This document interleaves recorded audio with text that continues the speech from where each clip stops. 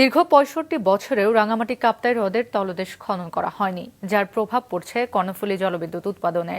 হ্রদের গভীরতা কমে যাওয়ায় শুষ্ক মৌসুমে বিদ্যুৎ উৎপাদন দাঁড়ায় মাত্র ৪০ মেগাওয়াটে। এর গভীরতা বৃদ্ধি করে উৎপাদন বাড়ানো সম্ভব বলছেন সংশ্লিষ্টরা। জেলা রিপোর্টার শঙ্কর হোরের পাঠানো তথ্য ছবি নিয়ে ডেস্ক রিপোর্ট। পানি থেকে বিদ্যুৎ উৎপাদনের লক্ষ্যে কর্ণফুলী নদীর উপর বাঁধ দিয়ে কাপ্তাই বাঁধ তৈরি করা হয়। ১৯৬২ সালে রাঙামাটির কাপ্তাই হ্রদে ২টি ইউনিট দিয়ে শুরু হয় জল বিদ্যুৎ কেন্দ্রটি। প্রতি ইউনিট বিদ্যুৎ উৎপাদন করতে খরচ হয় মাত্র ১ থেকে ১.৫ টাকা। কম খরচে বিদ্যুৎ উৎপাদনের লক্ষ্যে পরবর্তীতে ১৯৮২ সালে ৩ ও ৪ এবং ১৯৮৭ সালে ৫ নম্বর ইউনিট চালু হয়। সাধারণত জুন থেকে অক্টোবর পর্যন্ত হ্রদে বেশি পানি থাকায় দৈনিক সর্বোচ্চ ২৪২ মেগাওয়াট বিদ্যুৎ উৎপাদন হয়।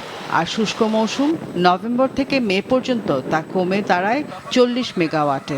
এই কমে যাওয়ার কারণ হিসেবে হ্রদের গভীরতার কম বলে জানায় বিদ্যুৎ কেন্দ্র। লেকের পানির লেভেল যদি 6 to 8 ফিটের নিচে চলে যায়, সেই ক্ষেত্রে কোনো জেনারেশন করা সম্ভব হয় না। তাহলে 68 ফিটের উপরে লেকের ভলিউম যদি বাড়ে, তাহলে আমার পানির ধারণ ক্ষমতা বেড়ে গেল। সেই ক্ষেত্রে আপনার ড্রাই সিজনে আমি জেনারেশন, যেখানে আমি হয়তো 2টা ইউনিট চালাতে পারতাম, সেখানে আরো 1টা ইউনিট বাড়ানো যাবে, 3টা ইউনিট করা যাবে আর কি, যেহেতু পানির ধারণ ক্ষমতা বেড়ে যাচ্ছে লেকের ড্রেজিং এর জন্য, এবং এটা খুবই জরুরি। জলবিদ্যুৎ কেন্দ্রটি চালুর পর থেকে এখন পর্যন্ত হ্রদে কোনো খনন কাজ হয়নি। পুনঃখননের মাধ্যমে গভীরতা বৃদ্ধি করে বিদ্যুৎ উৎপাদন বাড়ানো সম্ভব বলে জানান সংশ্লিষ্টরা।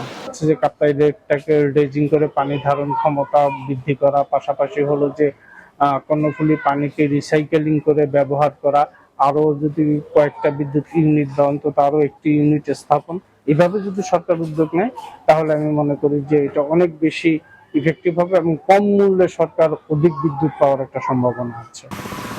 এদিকে রাঙামাটিতে বিদ্যুৎ উৎপাদন হলেও বিদ্যুৎ বিভ্রাট আর লোডশেডিং এর শিকার স্থানীয়রা। এর সুফলতার বিষয়টাও যে স্থানীয় যারা বাসিন্দা আছে তারা যেন পায়, এই বিষয়টাও যেন নিশ্চিত করা হয়। সরকার যেন এই বিষয়টা একটু গুরুত্ব সহকারে দেখে। হ্রদ পুনঃখননের সাথে সাথে ইউনিটগুলোর আধুনিকায়নের প্রয়োজনীয়তার কথা জানিয়েছে কর্তৃপক্ষ। মাছরাঙা নিউজ ডেস্ক।